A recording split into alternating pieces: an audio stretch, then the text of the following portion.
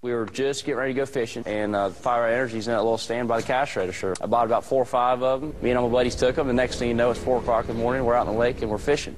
You know, we're still fishing and we're still catching fish, and it kept us wide awake. You're reacting a lot faster. Your eyes are wide open. You're paying a lot more attention to what's going on, and I just think it really helps out when I'm racing my car. Pop, the thing I like about 5 Hour Energy, no crashes. Steve, I'll tell you one thing. This family doesn't like crashes.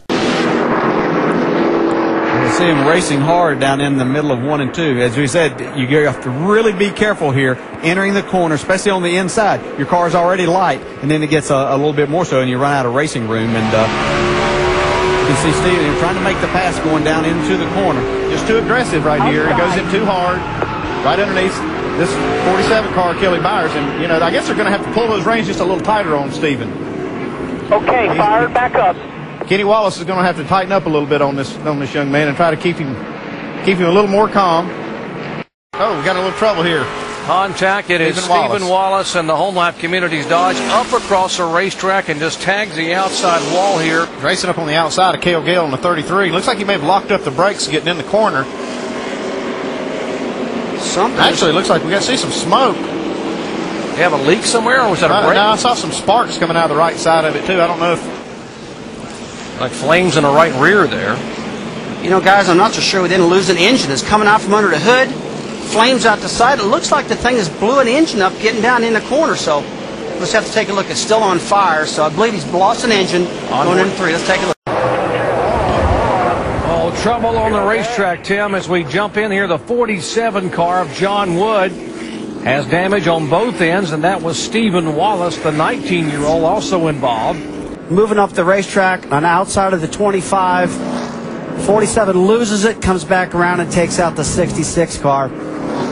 It's just it's a classic case of getting aero loose again. We've talked about it time after time. And trouble on the racetrack indeed. The 66 car for Stephen Wallace has come into contact with a guardrail, and that will pull out the full course caution for the second time today. That's not what I want to see, that's for sure. Just out of the groove here. There's nowhere to go right here. It's almost like running in an alley with these guardrails on both sides. And he just got into the entry of the S's. He got too high, tried to make too late of an entry, it appears, and got out in the grid. Happened to bring out the caution. These guys are running in 15th, 16th position back there. There is Stephen Wallace, and the car gets there's contact there with the 38 of Leffler. That is just what happens when you get on the bottom. All of these guys got aero loose. We saw that earlier with Kelly Byers. Left side of your screen. Looks like it was the 88 car of Brad Keselowski. Got loose, slid up into Stephen.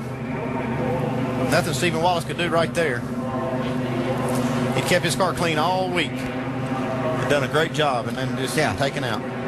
Here comes the good and the bad for Steve Wallace. First of all, the good, he's mixed up in this very fast draft, running very well on the low side of the racetrack. And that was all fine on the racetrack. They went back to the garage to make some changes on the race car, and on his way back out, he didn't make it to pit road. There was a big accident there. He got sideways and he went into the fence, and you can see an extreme amount of damage on that race car. They had to put it on a rollback and take it out of the racetrack. It's done for today, that's for sure. We are...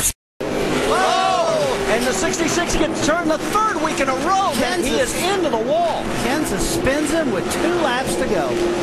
Caution is out, and we will have a green-white checker.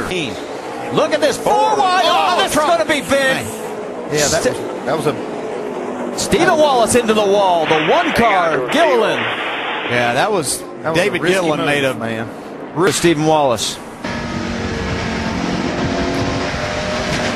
Oh, looks like he lost a tire right there.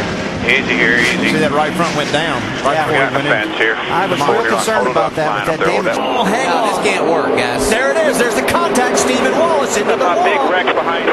Big wreck behind you. Can you believe it? 16, Colin Brown, also in. Selected the floor.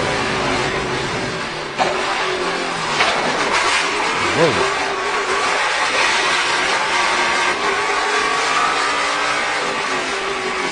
Turn 5, here's turn 6.